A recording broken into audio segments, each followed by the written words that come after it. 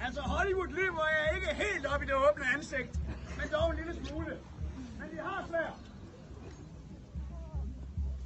Der er en gammel ordsprog, der hedder, at ældste søn fik gården, anden søn fik sværdet, så kunne han selv skabe sin formue. Det siger lidt om, hvor værdifuldt et sværd egentlig har været. Sværd.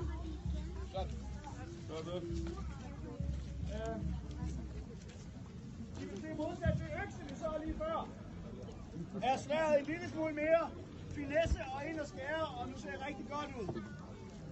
Øksen har mere på sig, og er en lille smule mere brutalt.